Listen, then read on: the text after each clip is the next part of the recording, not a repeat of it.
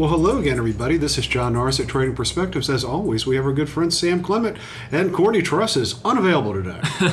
So, Sam, here we are. We're kind of laughing. The new year has started off kind of strange. You know, after a very weird-looking 2022, 2021 was bizarre in mostly positive ways. 2020 was just one for the books. In 2023, we're hoping to get some sense of normalcy. And as the year has started, I'm still confused by the economic data. It still looks kind of weird. Mostly bad, by the way. Yeah. Most of the data we've been receiving has been bad. But for a relatively tight labor market, interesting, I think it's 238,000 net new payroll jobs being created during the month of December. We still see the BLS announcing that there's some 10.4 million jobs available. But Sam, I'm sitting here looking at some of these numbers, and we're starting to see some pretty massive layoff numbers. We are. And like you said, with the data being so confusing, I would almost prefer it to be bad but makes sense almost. I mean, because you're right. It's sort of like when we shut down the economy, the economic data was awful. Yeah. I got that. Everyone got it. Yeah. Everyone was like, oh, the market's down, it sucks. Yeah. But it makes sense. We shut everything down. But nonetheless, you're right. Layoffs continue to be pretty much the biggest storyline right now. Yeah, this morning, here we are on, what is it, the 19th? 18th? Yeah, something like that, in any event. This morning, it seems as though Microsoft confirmed that they were going to shut or eliminate some 10,000 positions. Yep. The rumor's been bandied about. I'm not sure if it's a rumor still or whether or not it's fact. Amazon's cutting some 17,000 to 18,000 jobs. We've read about other tech companies reducing headcount. But Sam, it's even more than that. It's like Unity Software, 284,000. Vodafone's cutting hundreds of jobs. Google-backed ShareChat International cutting 400. Philadelphia-based Jefferson Health, layoffs likely. Wendy's, possible corporate layoffs. Bank of New York Mellon, a favorite of yours, I think. 1,500 in 2023. Jellyfish, I'm not even sure. Yeah, your guess is as good as mine, but it's 9% of its workforce. Crypto.com, about 700, not surprising. DirecTV, about 400 upper-ranked manager positions. The hits just keep on coming, Sam. BlackRock, 500. Yeah. And these are just kind of the announced ones. The ones that get the headlines on the PR news front and all that stuff. It doesn't include the Tom Sawyer Bicycle Shop in Wichita, Kansas. Yeah. The Piggly Wiggly on Capitol Drive in Milwaukee, Wisconsin, or the JCPenney at the Concord Mall, wherever the Concord is, Dairy Queen on Merritt Island, Florida, all of that stuff. Those are the things that make the sort of the local business journals or the local rags. And by the time you kind of add them all up, and Sam, last year didn't see a ton of this, but I go to a website periodically called dailyyobcuts.com. dailyyobcuts.com. It's exactly how it sounds, and you can go through and take a look at it. In 2022, not a ton of layoffs. In 2022, not a ton of layoffs. 2021, none. Yeah. And now here we are. It looked as though a lot of employers were waiting until the start of the new year, get through the holiday shopping season, reassess, and a lot of these people are just saying to hell with it. And I think what's been interesting about this is when you read some of the bigger ones and why they're doing it, it is for a forecast of economic turmoil or things to slow down in the future. They may not be experiencing it now, which, I've heard so many people talk about whenever we have a recession, it's going to be the most forecasted and talked about recession of all time. It's not going to catch anyone by surprise, which to me is a little optimistic, I guess. If it's the most talked about and planned about and you're making these job cuts before it starts to impact your business, it seems like you're going to be better off than when you get caught by surprise. There you have it, without a doubt. If you plan for something effectively, then you probably won't be hurt as bad by it. But then also, there are other people out there saying that perhaps all this talk of doom and gloom, all this preparing for doom and gloom, Sam, could be a self-fulfilling prophecy. Yeah. But what does that mean for the average Joe? And if I rattled off your employer, I apologize if you didn't know anything about it. But it's right out there in black and white on the internet. Coming to work with a box on your desk. But the thing is, what this all means right now is here we are in January of 2023. A lot of question marks about what this year will bring, and a lot of question marks about what the Federal Reserve is going to continue to do. This morning, it was announced that the producer price index for the month of December actually fell, Sam, if I'm not mistaken, 0.5 percentage point. Significantly. Pretty significantly. The year-over-year number fell from something like 7.4 to 6.2%. We're going to be seeing this in the CPI numbers. We saw that last week.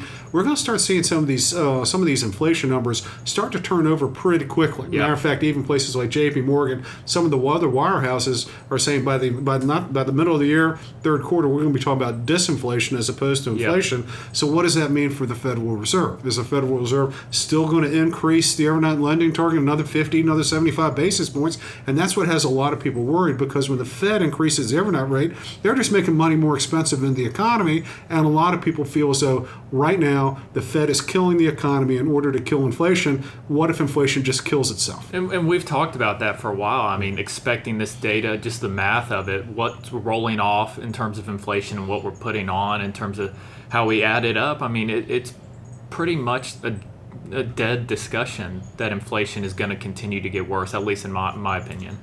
Well, in my opinion as well, you and I've talked about that. Matter of fact, our predictions for this year, we're talking about disinflation or deflation. Nice to see some of the firms in New York are finally agreeing to what we had to say here in Central Alabama last month. But in terms of layoffs, Sam, is it perhaps a fair thing to say that because sort of like what we saw with businesses with inventories? Yeah. You know, at the end of 2020, first part of 2021, particularly when the economy is reopening and you know, factories weren't at full staff and all that stuff, businesses just over-ordered. Yeah. Just absolutely over-ordered. Wholesale inventories, retail inventories went through the roof. We're starting to see a little bit of an inventory correction right now, according to the GDP data. Could it be the same thing? That when the economy reopened and people were getting paid to sit at home, or people decided to opt out or what have you, that businesses just started hiring people right and left, whether or not they really needed them, just to make sure that they had someone there. And now here we are, probably after 1 year of very modest economic activity, staring another year of very modest economic activity. All those people the tech firms hired, assuming that the growth of 2020, 2021 was going to continue, all those people are kind of like amazingly redundant. But the real secret, Sam, is a lot of those people were redundant when they were hired. Yeah, and I think that's hard to argue with, that you're seeing that right now. I mean, we've seen tons of these companies, and I think you got to look back to what the number of employees they had pre-pandemic was before this kind of run-up and everything, and where they are now. I mean, we're talking about layoffs, but for a lot of these companies, there's still significantly more employees than there was 2-3 years ago. So we're not necessarily scaling back down. We're just, maybe they kind of overdid it a little bit. Well, one of those companies, as you well know, is Twitter. And, you know, whatever that dumpster fire is over there now, it seems as though they've gotten rid of half their staff. Sam, I think over half. I think it's like 2/3. Yeah. So Sam, you're a Twitter user. I'm not a Twitter user. Have you seen any sort of major disruption in the Twitter service? No. And if anything, I think some of the improvements have made it better. I wouldn't say it's crazy different, but it is definitely not worse. And they just canned about 2/3 of their employees. And so all these people losing their jobs, Amazon, Microsoft, shucks, the Desert Springs Holiday, the Desert Springs Hospital medical staff, 970 people. I hate to say it, some of these people were probably hired, really weren't needed, but people were freaking out. Yeah. And so if that starts rippling through the economy, the Fed has price stability and full employment. Could we see a situation where if the Fed keeps the overnight rate too high too long, and measuring that in months or quarters, takes the overnight rate to 5%, maybe some of the hawks out there, Bullard with St. Louis and whatnot, want to go to 5.25%, 5.5%. Lord knows what they want to do. If they keep that too high too long, we're going to start seeing a lot of these redundant positions all of a sudden start coming off the books very rapidly. We're going to start seeing that JOLTS number go from 10.4 million down to something a little bit more normalized, 6-7 million. Yeah, we're not there yet in terms of seeing the jobs numbers be bad, and I think part of it is that we're seeing people that are getting fired still finding jobs very quickly, and I think that's where you're going to start to see maybe some crumbling of the data is if they do push rates higher, keep them higher for longer, we're going to see those people start to actually struggle to find jobs. Because right now, like we're talking about redundancies, those are happening, they're very obvious, but people are finding other jobs pretty quickly, which you don't do when there's real kind of economic turmoil. Yeah, I mean, you're absolutely right. I mean, it seems like a lot of these tech jobs are happening out in California and elsewhere. Not failed to mention Salesforce is laying off a decent portion of its company. But you're right. It seems as though a lot of these people are maybe hopping to other employers or what have you. But ultimately, what will happen is once that sort of carousel sort of slows down, these people that were making solid six figures plus are going to find themselves believing that, hey, I'm worth 175, 200, 250,000, whatever the number is, all of a sudden you're going to find out that those jobs are going to be a hell of a lot harder to find once the carousel stops. Yeah. I think that's pretty inarguable. And it's interesting, though, with all these companies talking about recession, pretty much every company is saying we're forecasting some kind of slowdown, some kind of recession over the next 12 to 18 months. And figuring out what that looks like. But a lot of these companies are still hiring in areas they're still experiencing growth. I mean, Jamie Dimon was one who a few weeks ago, maybe a few months ago, was talking about an economic hurricane that we were going to experience. And then now, guess what? Their earnings were good. They're buying back shares. And, I mean, you don't do that when there's real economic hurricane, like he said. Well, if there's going to be an economic hurricane, it would drive their share price down into the dirt, and that's when you buy it, not when it's like this. Yeah. So that's pretty much a concession that they think things aren't really going to be as bad as all that. Because people talk their book, without a doubt. So kind of shifting gears a little bit away from the layoffs, which were definitely going to come, it doesn't seem as though there are a lot of layoffs over in Switzerland, if you catch my drift. Yeah. At the World Economic Forum, Sam, you have some 2,700 people expected to show up. And I got to tell you, most of these people aren't working at the Piggly Wiggly grocery store on Capitol Drive in Milwaukee. They're not working at the Gyroville or Euroville in Topeka, Kansas, or Marie's Pizza Shop in Fairfield Township, Ohio. All of these people lose their jobs. However, people in Davos get to go over there and have some pretty high opinions or ideas about how the world should operate. Sam, talking about Davos, talking about layoffs, are the two somewhat related at all? And are the elite increasingly out of touch with what's happening on Main Street America? I think absolutely. I mean, I think the Federal Reserve is part of this kind of group we're talking about, and they're almost cavalier with how they talk about layoffs and jobs. They're saying, oh, well, we got to raise rates. We're expecting 0.5% to 1% increase in unemployment. And those are people. That's a lot of people, too. Those are paychecks. 0.5% is tons of people. That's food on the table. That's clothes on the back. That's rent payment. Heck, that's daycare. That's whether or not the kids get the off-brand Tylenol or the regular stuff, that type of stuff. But you're absolutely right on that, because when I sit there and read these layoff numbers, and I seemed a little cavalier talking about redundancies in some of these tech firms, which I do absolutely believe happen, and that's not to besmirch or otherwise cast aspersions at the people that are losing their jobs. That just happens sometimes. It's when we have those people out there that are making policy that are really just kind of completely discounted. Yeah, I mean, it's just tough to hear people talking about unemployment and losing jobs as just kind of a known factor. It's like, oh, by the way, we're going to have to, make thousands and thousands of people lose their job. But that's kind of on the back burner. We're not focusing on that. Well, I mean, for instance, when Microsoft today announced some 10,000 job cuts, that's still a fraction of their overall force. Right. I mean, don't get me wrong, but 10,000 people fills up a minor league baseball stadium pretty full. Yeah. And that's a lot of people. I'm wondering whether or not the C-suite is cutting their numbers this year. Whether or not the C-suite is making sure that maybe we're getting rid of some folks, or we're going to cut our benefits this year. Sam, what do you think your thoughts of that happening are? Probably not great. I think you'll see some opportunistic headlines from CEOs. I think we saw from Tim Cook. I think it was last week, cutting his package. But on the backhand, on the other hand, he's getting a bigger equity package if the stock grows. I mean, so I think you'll see some opportunistic headlines. But overall, I don't think you're going to see a ton of it. So as layoffs will probably continue to increase this year, as the elite stay increasingly out of touch with what's going on in the ground, do you foresee that this combination might not cause the economic hurricane that Jamie Dimon and others have been talking about, but could cause a societal upheaval hurricane more so? Absolutely. I mean, we've talked about it with, when we've done podcasts on crime or what have you, and And the economy is a big part of that. When things aren't going great, I mean, we saw it during COVID. Lockdowns plus a bad economy led to upheaval, led to increase in crime, led to all sorts of things. And I think any time you start to experience more of that, even inflation being a part of that, I mean, it's hard to argue that you're not going to see some sort of kind of upheaval. So do you think that this could be an investment thing? Using layoffs as maybe part of the start, the first domino to fall.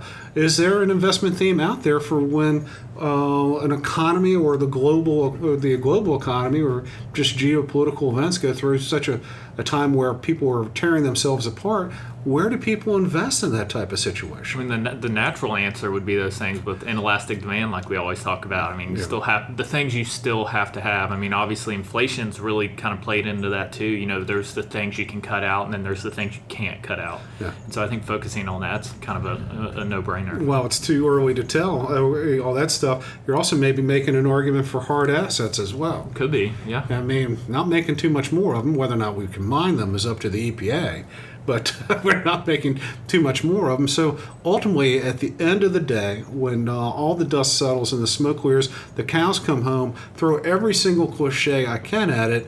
What do you make of this recent uptick in layoffs that we've seen thus far in 2023? Is this just the low-hanging fruit, or is this start of a bigger trend that will lead the unemployment rate to go above 4%, maybe even above 5% before we start to see things cool off? I get kind of mixed emotions about it. I mean, I think I could confidently argue both sides of it. I mean, I think you do see companies using this opportunistically. Everyone's talking about a recession. It's an easy time to go out and say, let's trim some jobs that we don't need anyway. Things aren't that bad, but everyone thinks they are, so let's go ahead and do it when we get a free pass. I've got an excuse. Yeah. And I think that is a very valid argument. And, you know, we saw this run up in demand, and companies just hired anyone they could. Yeah. And I think it's a very opportunistic time to be laying people off, whether you think things are actually going to get worse or not. But at the same time, things are slowing down. Economic data is slowing down. Demand is slowing down a little bit. And so it could be the right thing to do. I mean, you could need to have those layoffs. So I don't mean to laugh. It's serious stuff. No, but I mean, so I think it's just a matter of, you know, do things actually get much worse? Yeah, and you know, neither one of us nor is Oakworth Capital Bank forecasting economic Armageddon or what have you. I do think these sort of redundant type jobs, these overhirings that we saw in 2021 and really all the way through 2022, over 200,000 net new payroll jobs every single month. We'll probably start to see that cool off a little bit, but here's where there's going to be a caveat. There is still a huge demand for skilled workers. Yep. Huge demand for masons, electricians, people that will show up, do the work, that $23 to $35 an hour type of worker. That's in huge demand. Yeah. Too many people who are too smart for their own good, and too many people that don't have any skills whatsoever. Our economy is missing out on that huge middle segment that we're going to have to spend a lot of time rebuilding and retraining, in my estimation, over the next decade or more. Yeah, several decades, I would say. I mean, I think everyone's experienced it, whether it's a plumber, electrician, I mean, contractor, or anything. It's just so hard to find. Do you do your own plumbing work at all? No. You do your own electrical work? No, the risk reward on that is not worth it to me. I can do some of that stuff, but I'm not going to rewire a house. Electrical currents, I think, and me don't get along super well. So fair enough. Well, guys, I'm not sure how much we accomplished here today. We certainly miss Courtney, but you know, in terms of layoffs, you know, that looks pretty bleak thus far this year. I mean, it does really appear. Just take a look at the numbers, the announcements, the announced store closings, restaurant closings, all this stuff. It really does seem like a lot of employers were waiting to see how December was. Bad retail sales data, by the way. Yeah. Waiting to see how December was, whether or not they could salvage things. And thus far, it looks as though maybe in January, businesses are just, you know, getting rid of the low-hanging fruit. Yeah. A lot of mom and pops that are just sitting there just going, it's not worth it any longer. So we've seen a huge uptick in layoffs and storefront closings thus far in January. So it's a little bit seasonal, but this is a little bit more than normal here this year. Don't necessarily think it's a trend where we're going to 10% unemployment, but I do think we're going to see that unemployment number tick up this year. Yeah. And that's no fun. Those are real people. Those are real jobs. That's a real impact on the economy, even if the people who are making policy don't realize that. Yep. So, with that, guys, we always love to hear from you. Also, if you have any comments or questions, by all means, please let us know. You can drop us a line at tradingperspectives@oakworth.com, or you can leave us a review on the podcast outlet of your choice. As always, if you're interested in reading more or hearing more of what we have to say or what we think, you can always go to oakworth.com and take a look underneath the Thought Leadership tab for all kinds of exciting information. Sam, give you another chance to have the last word on this topic. That's all I got. That's all I've got today, too. Y'all take care.